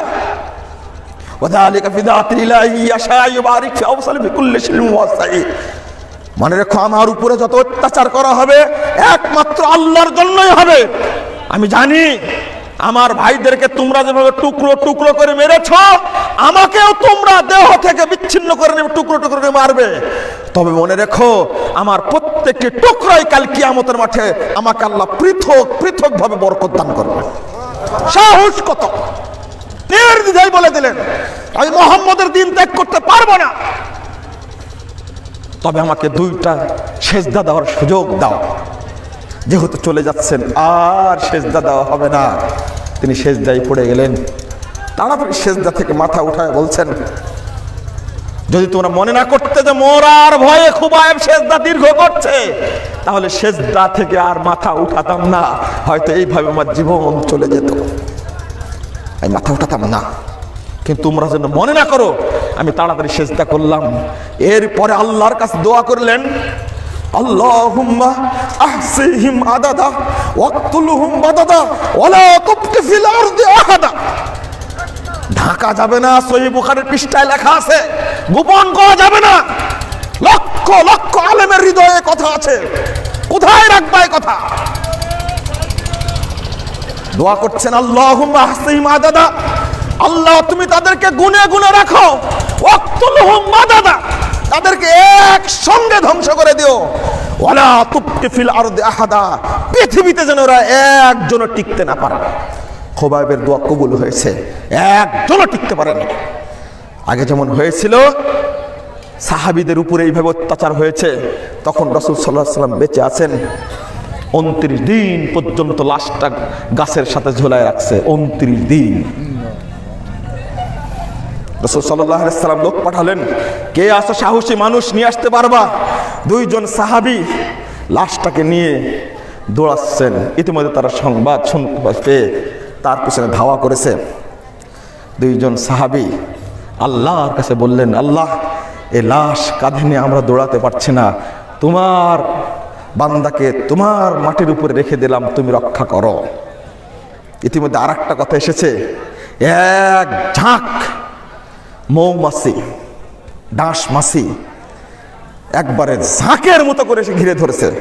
ইতিমধ্যেই খুবাইব রাদিয়াল্লাহু আনহুকে আল্লাহ রাব্বুল আলামিন মাটির নিচে নিয়ে নিয়েছেন। 2 জন সাহাবী আল্লাহ রাসূলের কাছে এসে বলছেন, আল্লাহ রাসূল, 29 দিন ঝুলানো লাশে কোনো রকম গন্ধ নেই, বরং সুগন্ধি বের হচ্ছিল।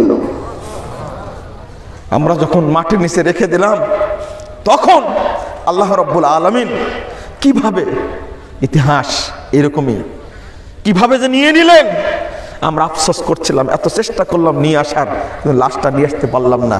কিন্তু আল্লাহর লাশ, আল্লাহর বান্দার লাশ আল্লাহ নিজেই মাটির নিচে নিয়ে নিলেন, তারা খুঁজে পায়নি। বন্ধুরা আমার, ইসলামের ইতিহাসটা ত্যাগের কারণে ইসলাম ছড়িয়ে গেছে চারিদিকে, এমনি ছড়িয়ে যায়নি। যখন বক্তব্যে বলি কথাগুলো, তখন আপনাদের খুব খারাপ লাগে, আপনাদের কষ্ট লাগে, কিন্তু এই ইতিহাসগুলো ঘটাই গেছে কি করে? দিল্লির বড় মসজিদে জোরে আমিন বলার কারণে, রফুল আযান কারণে তার বন্ধু বললেন, মখদুম হোসাইন উর্ফে মরজুম হোসাইন, তাকে বললেন যে তুমি আজকে রফুল আযান করো না, রফুল আযান করলেই তোমাকে বলবে ওহাবি, ধরে নিয়ে যাবে, তোমাকে ফাঁসি দিয়ে দিবে। তিনি বললেন, না, আজকে রফুল আযান না করে কাল কিয়ামতের মাঠে আল্লাহর সামনে আমি মুনাফিক হয়ে উঠতে পারবো না, নবীর সামনে মুনাফিক হতে পারবো না। আমার যদি ফাঁসি হয়ে যায়, রাসূলের সামনে আমি উজ্জ্বল মুখ নিয়ে হাজির হব। রফুল আযান করলেন, ধরা পড়ে গেল সাথে সাথে। কোর্টে রায় হয়ে গেল ফাঁসি হবে। ফাঁসিতে যখন ঝুলিয়ে ফেললো, একবার না দুইবার নয়, 3 বার ফাঁসির দড়ি ছিঁড়ে পড়ে গেল, মারতে পারেনি তাকে। 1-2 বিঘা, কোন জায়গায় আসছে 80 বিঘা সম্পত্তি, কোন জায়গায় নিয়ে আসছেন 42 বিঘা সম্পত্তি, সবগুলো বাজেয়াপ্ত করে দিল সরকার। ছোট্ট একটা বদনা নিয়ে দিল্লি থেকে রওনা দিয়ে চলে আসলেন নিজ বাড়ি সাতক্ষীরায়, সব কিছু বাজেয়াপ্ত করে দিয়েছে। কত ইতিহাস শুনবেন আপনি, কোনটা বলবো আপনাদেরকে? সুন্নাত কায়েম করার জন্য জীবন দিতে তার প্রস্তুত ছিলেন। আল্লাহ রসুলের সম্মান যেন নষ্ট না হয়। যশোরে গাজী আব্দুর রশিদের কথা যদি বলি, ঈশ্বর সিং যখন বই লেখলো রাসূল সাল্লাল্লাহু আলাইহি ওয়াসাল্লামের বিরুদ্ধে, চলে গেলেন, কি সাহস! গিয়ে বললো একটা উপহার নিয়ে এসেছে। কি উপহার? আপনি নাকি কোরআন কিনে কোরআনের উপরে দাঁড়িয়ে পেশাব করেন, এটা কি ঠিক নাকি? বক্তব্য দেন দাঁড়িয়ে। বলছে হ্যাঁ, এই জন্য পুরস্কার নিয়ে আসছে। ওই শয়তানের মাথা কেটে নিয়ে এসে গেটে জমা দিচ্ছে যে তোর হুজুরের মাথা কেটে নিয়ে আসলাম। কারণ আল্লাহর নবীকে গালি দেয়, বই লিখেছে, এবার কোরআনের উপরে দাঁড়িয়ে পেশাব করে, দাঁড়িয়ে বক্তব্য দেয়, এই শয়তানের মাথা কেটে নিয়ে চলে আসছে। কি হবে এবার? ফাঁসি হবে না? ধরে ফেললো, ফাঁসির রায় হবে। কিন্তু মুসলিমরা মনে করলো যে এইরকম সাহসী ব্যক্তিকে যারা ফাঁসি না দিতে পারে, যে কোনো বললে আমরা বাঁচাবো। ইংরেজ জজের সাথে চুক্তি করলো যে একদিকে গাজী আব্দুর রশিদ থাকবে, একদিকে স্বর্ণ থাকবে, আমরা মেপে কিনে নিব তাকে। রাজি কিনা? জজ রাজি হয়ে গেল। রাজি আমি, তবে একটা কথা শুধু দাঁড়িয়ে বলতে হবে, আমি যে তাকে মেরেছি এটা স্মরণ নাই, একটা বলতে হবে, এই কথাটা বলতে হবে। গাজী আব্দুর রশিদের কানে কানে কাঠ গড়ায় গিয়ে বলেছে আপনি শুধু বলেন যে মায়ের কথা মনে নেই, তাহলে খালাস। লুণ্ঠন করে চুরি করে অভ্যাস, স্বর্ণের বদলে ছেড়ে দিবে। গাজী আব্দুর রশিদ কাঠ গড়ায় দাঁড়িয়ে থেকে একবার হুঙ্কার দিয়ে বলছেন, मेरे अमल नामा में कोई नेकी नहीं है, बल्कि रसूल को झूठ करने वाले उस दुश्मन के खून बहाने की मैं उसे कभी झुटलाना नहीं सकता। स्पष्ट भाषाয়, আরে বেকুবরা বলো কি? আমি তাকিয়ে দেখছি আমার আমল নামায় কোনো নেকি নাই, ফাঁকা। কিন্তু আল্লাহর নবীকে গালি দিয়েছে, এই দুশমনকে হত্যা করে যে রক্ত প্রবাহিত হয়েছে, এই রক্তের দাগ আমার আমল নামায় লেখা আছে। ভাই উসে কবি ঝুটলানা नहीं सकता, আমি কখনো তাকে মিথ্যা বলতে পারবো না, আমি হত্যা করেছি। সাহস কত! রেকর্ড দেখাও। তোমরা যে গলাবাজি করো, আহলে হাদিস আলেমদের গায়ে হাত দাও, যে আহলে হাদিস আলেমদের রক্তের বিনিময়ে তোমরা আমরা বাংলাদেশ পেয়েছি, এই দেশে তোমরা বাস করো কি করে? মুনাফিকের মতো আহলে হাদিস আলেমের উপর গায়ে হাত তোলা কেন তোমরা? আমরা এইরকম হিংস্র মানসিকতার না। এই জন্য প্রথমেই বলেছি, ভোলার মসজিদ, ফরিদপুরের মসজিদ যখন ভেঙে দিল, তখন বলেছিলাম প্রশাসন যদি এর ব্যবস্থা নেয় নাই, প্রশাসনের বিরুদ্ধে বদদোয়া করব। আমাদের জনবল নয়, অস্ত্র বল নয়, তবে আল্লাহর সাহায্য আমাদের মূল অস্ত্র। এটাই বলেছি, তোমরা টিকতে পারবে না। বন্ধুরা আমার, আপনারাও সজাগ থাকুন। এবার আহলে হাদিস ভাইদের জন্য, সালাফি আকীদার ভাইদের জন্য আমি অনুরোধ করতে চাই, আলেম ওলামার মধ্যে কিছু ঠুকোমুকো থাকতেই পারে, কিছু আলেমের চুলকানি আছে, একজন আরেকজনের বিরুদ্ধে লেগেই থাকে। আল্লাহ যেন তাদেরকে মানে হেদায়েত দান করে, অন্তত মঞ্চে সেজন্য এগুলো কি না করে, গোতাগুতি না করে, আর কেউ যেন গোলামি না করে। 1 নম্বর, আমি তাদের উপদেশ দেওয়ার যোগ্যতা রাখি না, আলেম নাই, কি চেঁচামেচি করি, এতটুকুই আমার। শুধু এতটুকু বলবো যে আপনারা যারা জনগণ আছেন, এই ভেদাভেদটা আল্লাহর হস্তে ভুলে যাবেন ইনশাআল্লাহ। মানবেন তো? হ্যাঁ, ভেদাভেদ ভুলে গিয়ে কোরআন এবং সহিহ সুন্নাহর সহিহ হাদিসের, যেখানে আহলে হাদিস মসজিদ আছে, যেখানে আহলে হাদিস সমাজ আছে, যেখানে আহলে হাদিস তরুণরা প্রোগ্রাম করছে, যেখানে দাওয়াতি কাজ করছে, সেখানে আপনি প্রশাসনে থাকেন, যে পর্যায়ের হন না কেন তাদেরকে সহযোগিতা করবেন, সাহস দিবেন। মুরব্বীরা সাহস দিবেন, ক্ষমতা আছে। এমন লোক আহলে হাদিসদের মধ্যে আছে এখন বাংলাদেশে, যদি ওই সিলেট জেলার প্রশাসককে, জেলা প্রশাসকের ফোন দেয়, ও পেশাব করে দিবে। এরকম লোক আহলে হাদিসদের আছে, আছে না বাংলাদেশে? বলেন কি, পেশাব করে মানে পায়খানা করে দিবে ও। তাড়াতাড়ি ব্যবস্থা নে তুই। কেন এটা হলো? আরে আজকে আব্দুর রাজ্জাকের উপরে হামলা হয়েছে, কালকে তোমার উপরে হতে পারে এটা, আমার উপরে হতে পারে এটা, তোমার ঘর ভাঙতে পারে। অতএব ওই কুসুর খাওয়ার মতো যেন অবলম্বন না করতে পারে, তুমি এখনই সচেতন হও, ঐক্যবদ্ধ থাকো, এখানে বরকত হবে ইনশাআল্লাহ। তুমি এখন পটপট করে বলতে শিখো না আব্দুর রাজ্জাক গোলামি, মুজাফফর গুড়া, অমুক গুড়া, তমুক গুড়া, এইগুলো ফতোয়াবাজি এখন না করে, এক একজনের কথা এক এক রকম, কিছু ইখতিলাফ থাকতেই পারে, কিন্তু হিংস্র হতে বললে কে? এখন আমি আমাকে বলছি, 2 নম্বর, কোন আহলে হাদিস সমাজে যেন কোন বেদাতি পাগড়ি পড়া, কোন সহিহ আকীদার নাম করে কোন চিকন সালাফি যেন ঢুকতে না পারে। মনে থাকবে, যদি ঢুকে তা নিজেরাই নিজেদের ধ্বংস নিয়ে আসলেন। যদি কোরআন তেলাওয়াত শোনা না জায়েজ হয়, মুহাম্মদ বিন সিরিন রাদিয়াল্লাহু আনহু শ্রেষ্ঠ তাবেঈদের একজন, তিনি বলছেন, তোমরা বেদাতির মুখ থেকে কোরআন তেলাওয়াত শোনো না।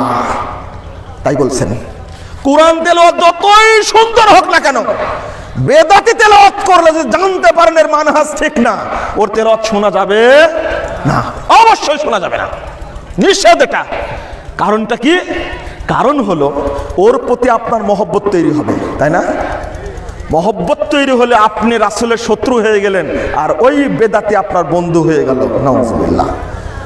তাহলে হাসর হবে কার সাথে? রাসূলের সাথে না ওর সাথে?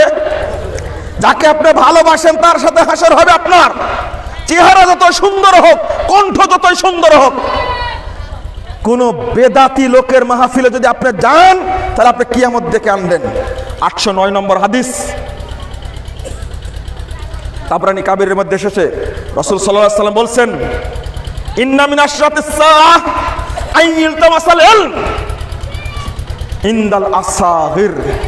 যখন মানুষরা বেদাতীদের কাছ থেকে ইলম নিবে, মানুষরা যখন বেদাতীদের কাছ থেকে ইলম নিবে, তখন মনে করবে যে কিয়ামত চলে এসেছে, নাউজুবিল্লাহ।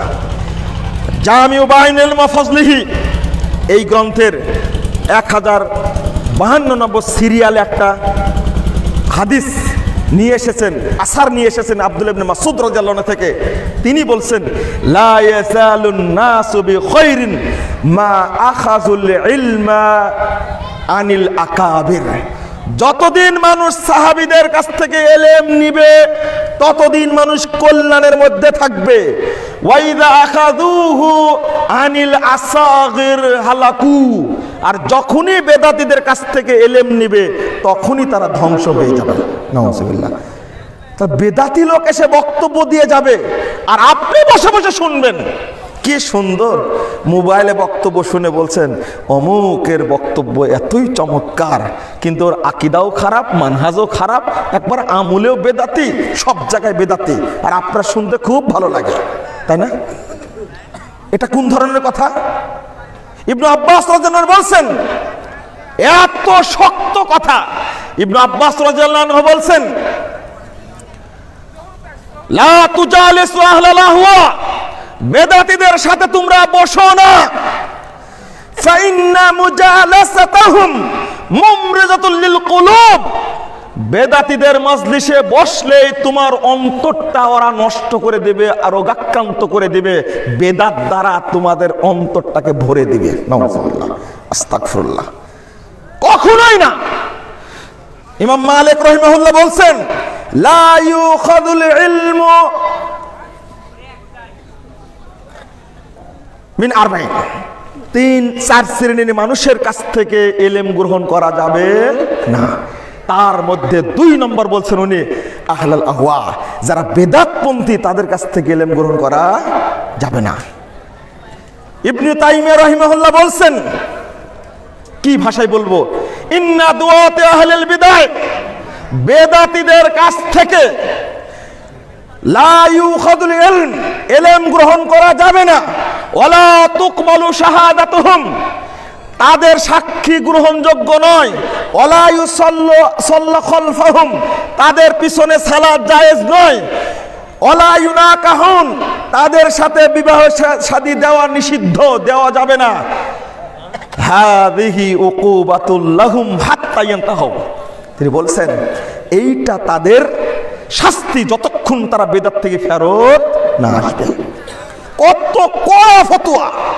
আর আপনি বেদাতির ব্যাপারে খুব সুন্দর আচরণ, এরা যে রাসূলের দুশমন, এরা যে হাদিসের দুশমন, এরা যে সাহাবীদের দুশমন, এরা যে আল্লাহর দুশমন, এরা যে কোরআনের দুশমন, এটা কোনোদিনই হিসাব করেননি।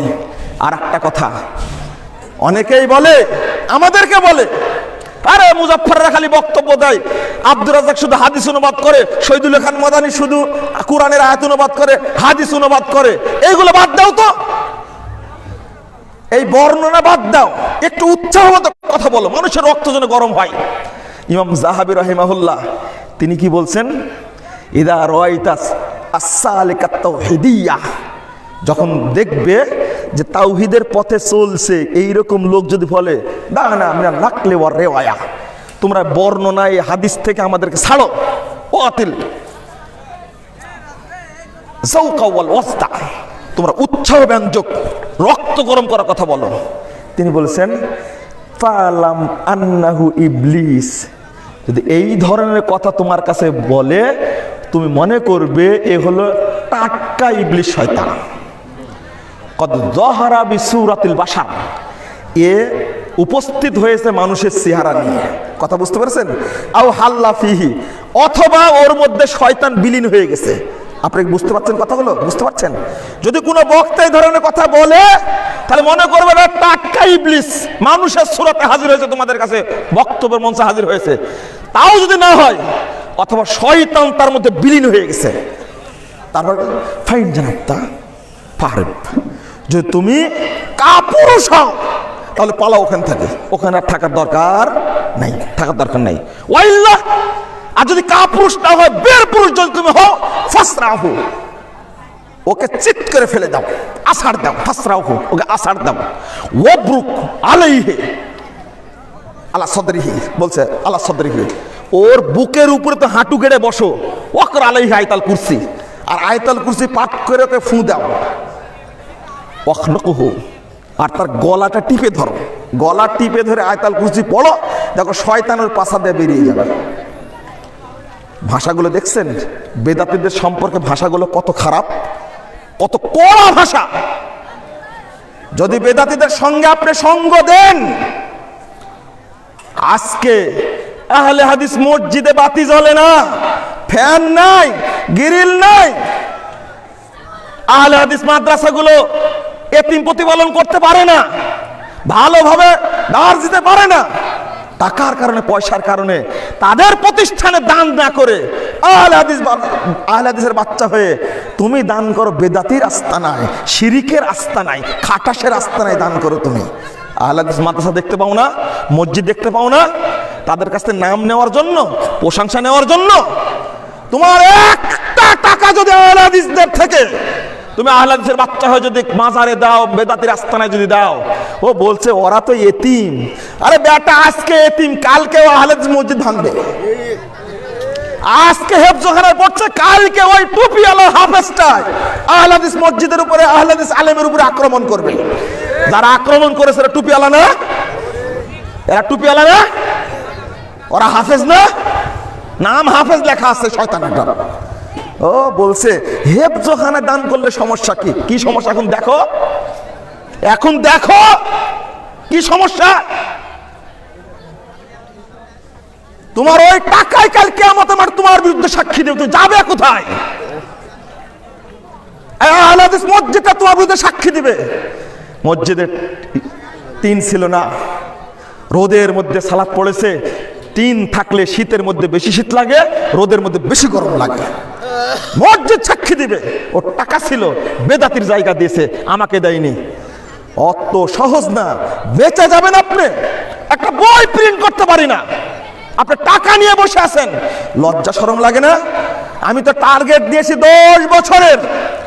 আল্লাহ তুমি 10 বছর যদি আমাদের হাত থেকে 1000 আলেম তুমি যদি কবুল করো, বাকি 10 বছর ইনশাআল্লাহ এই শিরক বিদআতের এই জানোয়ারগুলো কখনো বাংলাদেশে মাথা চাড়া দিতে পারবে না ইনশাআল্লাহ।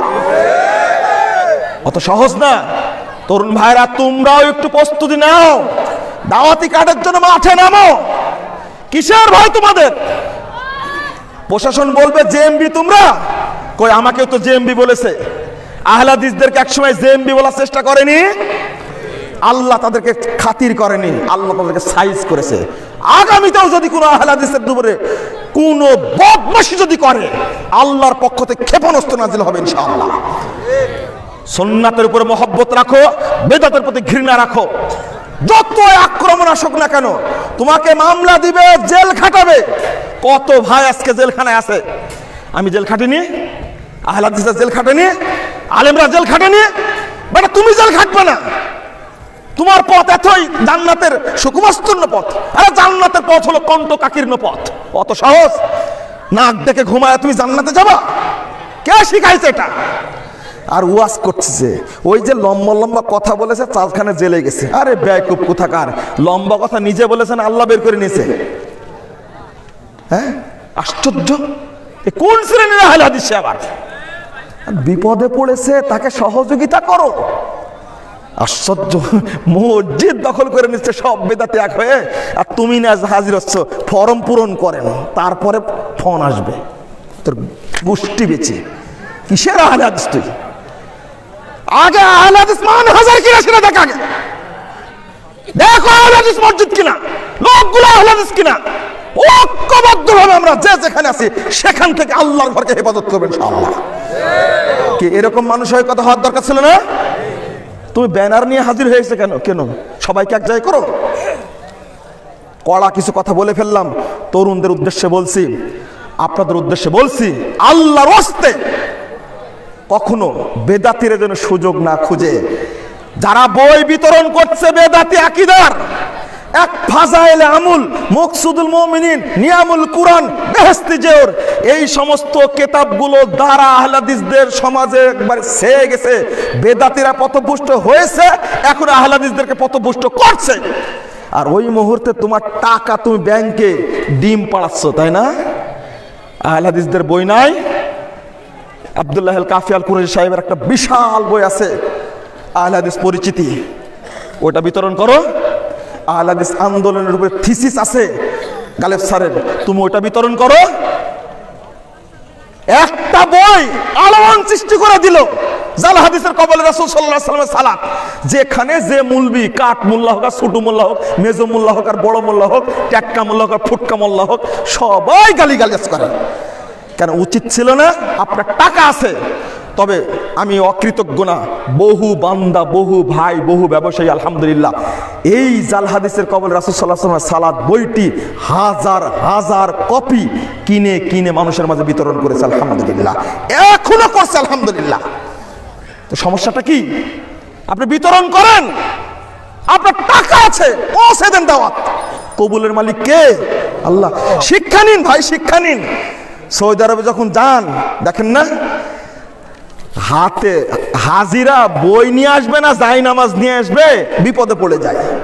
ওই বইগুলোকে হাজিরা কিনে এয়ারপোর্ট থেকে বের হচ্ছেন, জেদ্দা এয়ারপোর্ট থেকে, তাও এক বোঝা বই দিয়ে দিল হাতে। যখন আসছেন তখনও দিল। কোনো প্রোগ্রামে হারামে সালাত পড়ে বেরছেন, তাও বই বিতরণ করছে। ইসলামিক সেন্টারে বই বিতরণ করছে।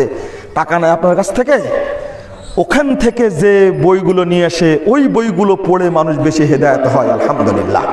পাশাপাশি যারা কামলা খেটে খাওয়া মানুষ, তুমি ব্যবসায়ী কোটি কোটি টাকার মালিক, সৌদি আরব থাকে, রোদের মধ্যে কাজ করে, আহারে কি যে কষ্ট ভাই। ক্যাম্পে গিয়ে গিয়ে প্রোগ্রাম করি আমরা, আমাদের দিনী ভাইরা সুখে থাকতে দেয় না, আলহামদুলিল্লাহ আমরা খুশি মনে করি। কি বলবো আপনাদেরকে, প্রোগ্রাম নেই বিভিন্ন ক্যাম্পে, 5,000 7,000 লোক আছে, সেখানে নিয়ে যায় বক্তব্য রাখেন। তারা কি কাজ করে? রোদের মধ্যে এই যে কি বলে এটাকে, বিল্ডিং এর কাজ করে, কি বলে, কনস্ট্রাকশনের কাজ করে। হাই হাই হাই, কি কষ্ট করে তারা। ওখান থেকে টাকা জমায় এলাকায় পাঠায় যে এখানে একটা আজকে আহলাদিসদের সমাবেশ হবে, ওই সমাবেশের খরচ বহন করে সৌদি আরব থেকে পাটরা। কারা? কামলারা। কয় টাকা ইনকাম করে তারা খরচ বহন করে। আলহামদুলিল্লাহ, মাসে কেঁদে ফেলে দিই। পিস টিভির প্রোগ্রামে গিয়ে কেঁদে ফেলে দিলাম। এক ছেলেকে বলে যে স্যার আসছি 2.5 মাস যাবত, আজকে 2টা যে ভাত দিলেন আপনি, এই ভাতটা আজকে পেট পুরে খেয়েছে, বাকি 2.5 মাসে পেট পুরে ভাত খেতে পাইনি। টাঙ্গাইলের ছেলেটা আমার, ওসমান নাম, এত খারাপ লাগলো আমার শুনে। আমাকে যা খেতে দিয়েছে ওই খাওয়া থেকে বেঁচে গেছে। আমি বলে তুমি বসে খাও, প্রোগ্রামের ফাঁকে লাঞ্চের বিরতি তুমি খাও। স্যার আমি পরে খাই, এখানে বসেই খাও তুমি। বলছে না, ওনারা খারাপ মনে করবে। খাওয়ার পরে বলছে স্যার 2.5 মাস হলে এসেছি, আজকে একটু পেট পুরে ভাত খেলাম। কিন্তু তার মানসিকতা কি চমৎকার। আসার সময় এই আপনার এই 50 দিরহাম 50 দিরহাম টাকা আমার হাতে দিচ্ছে, এইটা নিজেয়া মাদ্রাসায় ব্যয় করেন। তোর বুদ্ধি হয়েছে রে, তোর বুদ্ধি হয়েছে, এটা মাদ্রাসায় দিতে হবে।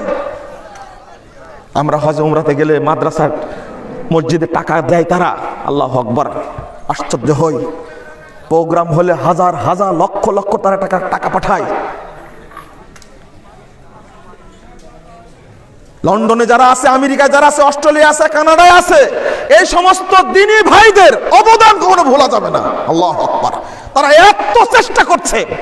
তারা এই বই নিয়ে আসে, বিশেষ করে মক্কা মদিনা থেকে বই বেশি নিয়ে আসার, বিতরণ করে, মানুষের আকীদা পরিবর্তন হয়ে যাচ্ছে। আলহামদুলিল্লাহ। তারা যদি ফকির হয়ে, কামলা হয়ে এত অবদান রাখে, 8জন 10জন মিলে একটা মসজিদ তৈরি করে পারছে।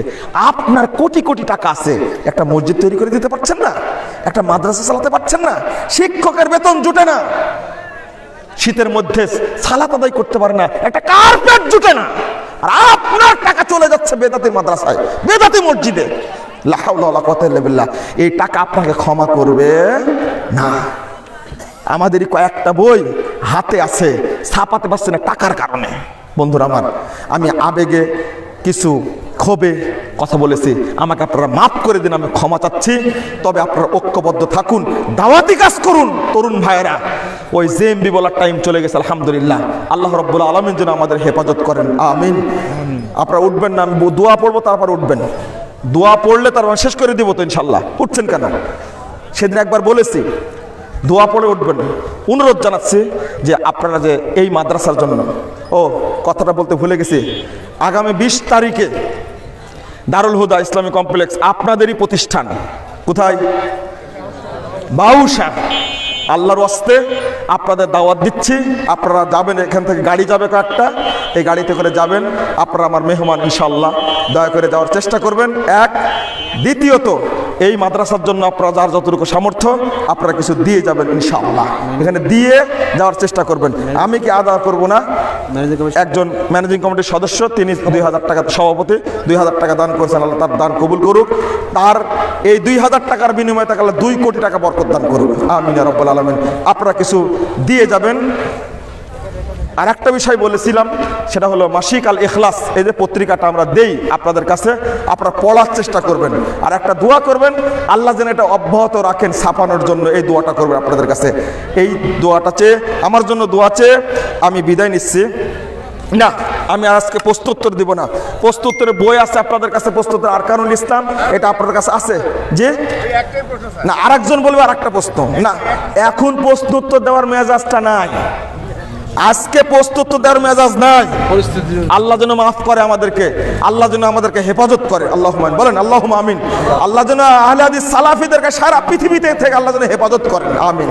আল্লাহ যেন রহমত নাজিল করেন, আমিন ইয়া রাব্বাল আলামিন। সুবহানাকা আল্লাহুম্মা ওয়া বিহামদিকা আশহাদু আল্লা ইলাহা ইল্লা আনতা আস্তাগফিরুকা ওয়া আতুবু ইলাইকা। ওয়াসসালামু আলাইকুম ওয়া রাহমাতুল্লাহি ওয়া বারাকাতুহু।